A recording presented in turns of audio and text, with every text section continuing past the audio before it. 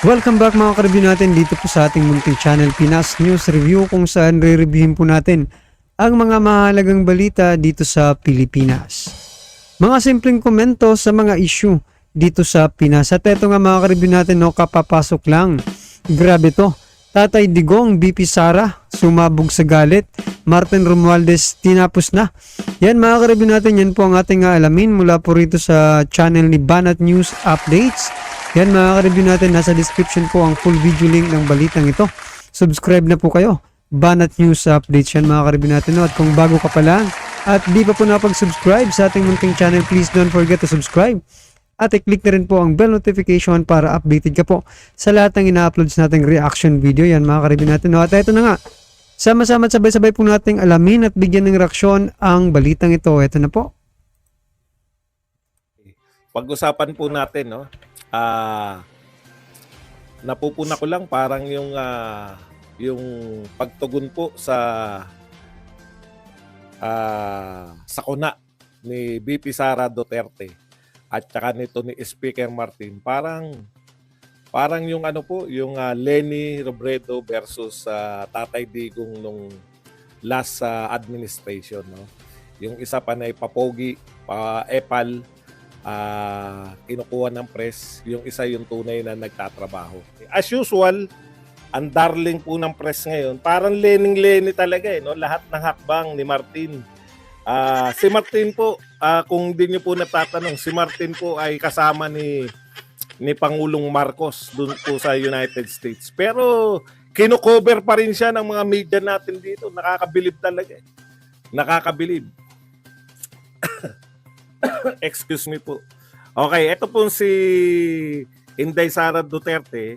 Kung hindi nyo po alam, siya pa rin po yung ating caretaker habang ang Pangulo po ay wala po sa Pilipinas dahil po sa kanyang pagiging Vice President. Taliwas po, no, sa kagustuhan ng mga Tambi boys, Tambi supporters na hindi siya yung i-appoint, siya po yung caretaker. At nakita naman po natin na nagtatrabaho po, no, dito po sa kaganapan na malaking lindol sa Mindanao.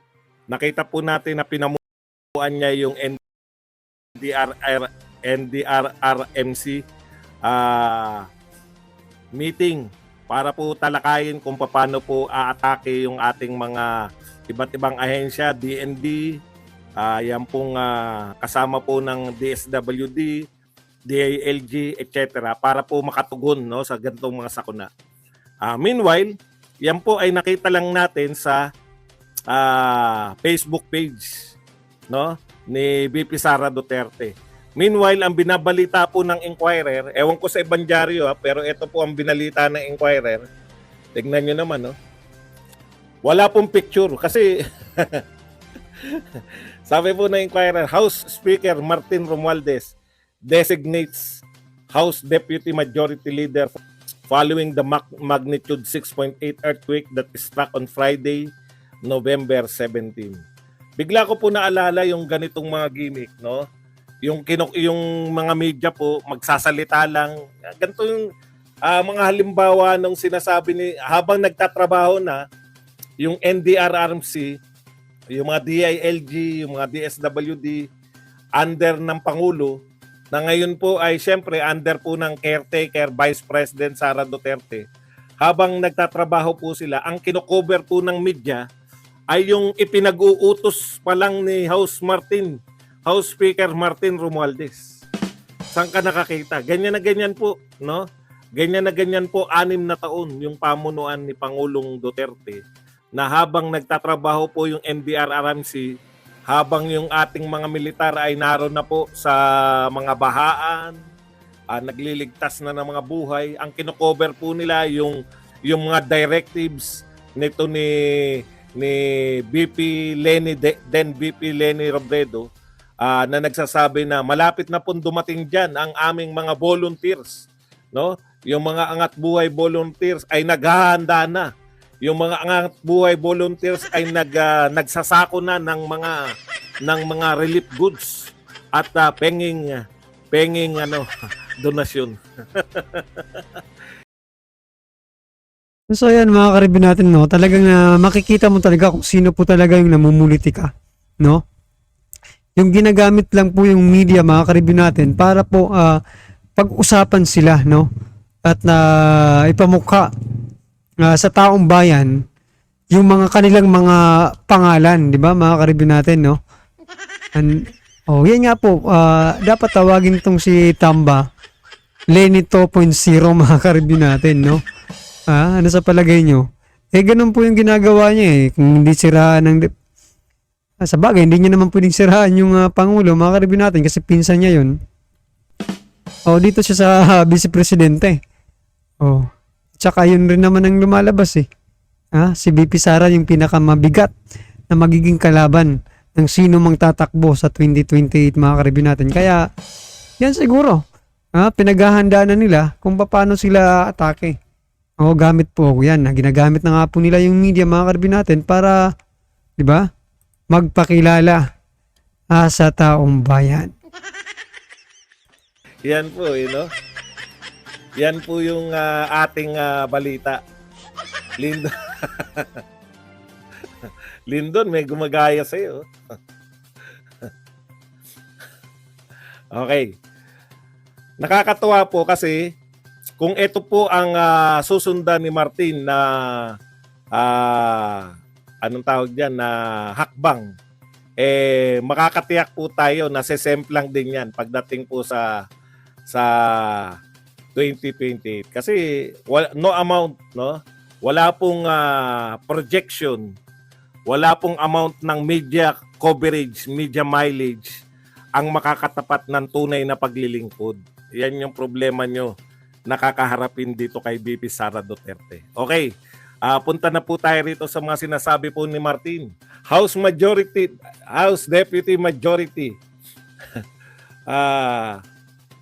Leader Zamboanga City 2nd District Representative Manix Dalipe. Ito po si Majority Leader Manix Dalipe says he would support Speaker Martin Romualdez in case the latter decides to run for the palace seat in 2028. Ang aga. Kala ko ba, Martin, hindi kayo namumuliti ka? Sunod na, mga congressman. Magpahayag na kayo ng suporta kay Martin sa 2028. Yan po ang hindi namumuliti ka. Sigurado po yan, mga karibin natin, na marami pang susunod dyan, no, na mga pagpapahayag ng suporta dito kay House Speaker Romualdez, mga karibin natin. Paano hindi ka magpapahayag ng suporta dyan, di ba? Di ba sinabi na nga ni dating Pangulong Duterte na kaya nga po nagsialisan yung mga congressman sa PDP laban, mga karibin natin. Kasi nga po kinokontrol, no, ni Martin Romualdez yung mga project ng mga congressman. Ako po, kung hindi ka susunod sa kanyang kagustuhan, wala kang project. O ikaw ngayon, congressman, kung gusto mo talagang, di ba, at least makakurakot ng konti, di ba? Ano ka na, papabor ka na dito kay Martin Romualdez, mga Speaker Romualdez, di ba? Kasi biruin mo, wala kang, di ba? Wala kang maibubulsa pag hindi mo, yan pag hindi mo sinuportahan yung kanyang mga pagdedesisyon o sasabihin. Diba? Wala kang maibubulsa sa yung term. Nako po. Ito pa namang pagmumukha ng ating mga kongresista, mga karibin natin, halos na lang makipagpalit sa mukha ng pera. Pwede natin gawing mga bayani ito. Pero ilalagay lang natin sa pera para maging mukhang pera na sila. Anyway, mga ka-review, ano lang yun, No? Yan po ang hindi po nagsasabi na trabaho lang muna tayo. Pero yung mga tauhan nyo, nagdedeklara na. Na kung siya ay tatakbo, susuportahan ni Manix Dalipe. Antindi niyan, no? Ang lakas ng puwersa niya ni Manix Dalipe. May isang congressman na po. Magbibilang tayo araw-araw niyan. Gabriela Partilis, Representative Arlene Brosas. quips that nobody would stop former President Rodrigo Duterte if he's really serious about going straight to jail. Hindi niya po sinabi na siya ay hindi lalaban para magpakulong. Ang sinabi niya lang, ipinapakulong na siya ni Franz Castro. Actually, kung hindi niyo po nauunawaan, dapat kasi sa mga mahihina umintindi, no? Tatay Digong, sa susunod nga po, pag magjo-joke kayo, lagyan niyo po ng joke kasi hindi po nila maunawaan na joke yun. Joke po yun. Yung sinasabi niya na pinapakulong siya ni Castro, magpakulong na lang siya. Dahil inaapi siya ni Castro. Joke po yun. Actually, pinagtatawanan ni Pangulong Duterte yung isinampan yung kaso. Okay, ito po. Nag-usap na po si President Xi at saka si President Bongbong Marcos Jr., no? At ang ganda naman po ng kanilang pinag-usapan, no? Ang sinasabi po nila yung pong problema natin sa West Philippine Sea. Wala pa naman pong kasagutan kung ito ba ay hindi na masusundan ng kung ano-ano, no? Pero ang tiniyak po ng dalawang leader ng bansa, Pilipinas at China, na sana wag maging makaapekto sa relasyon nila, relasyon natin with China, yung West Philippine Sea. Kung ano man na nangyayari sa West Philippine Sea, ay hindi dapat kasama sa pangkalahatang ugnayan ng Pilipinas at China. O, yan. Ayan, no? Agree. Marcos said, he and Xi have agreed that territorial issues in the South China Sea should not be the defining factor of the two countries' relations. Ito po ang sinabi ni Pangulong Marcos, we try to come up with the mechanism to lower the tensions in the South China Sea, and that essentially the message of what we spoke to each other. Okay, para po mabawasan yung tension. Huwag pong isama ang lahat, no, yung kanilang pakikipagrelasyon. Magre-react po yung mga loyalista niyan. Pro-China na ba si PBBM? So yan mga karibyo natin, ano po inyong masasabi dyan, no? Sa naging balitang ito. Nako, nag-usap na pala itong si President BBM at si President Xi, mga karibyo natin, patungkol po dito sa West Philippine Sea, na dapat hindi daw po ito makaapekto sa pangkalatang relasyon ng ating bansa at ng China. Yan mga karibyo natin, no? At ito, balikan din po natin itong itong Makabayan Black, mga karibyo natin, na talagang, di ba? Attack dog ng speaker, di ba?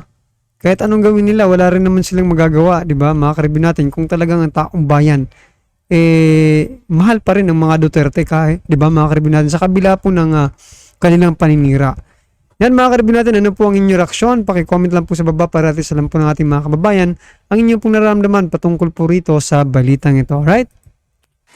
Alright mga karibyo natin, kung bago ka pa lang at di pa po nakapag-subscribe sa ating munting channel, please don't forget to subscribe. At i-click na rin po ang bell notification para updated ka po sa lahat ng ina-upload sa ating reaction video. Yan mga karibyo natin, at kung pak-subscribe na rin po kay Banat News Updates, nasa description po ang full video link ng balitang ito. Subscribe na po kayo. Maraming salamat po.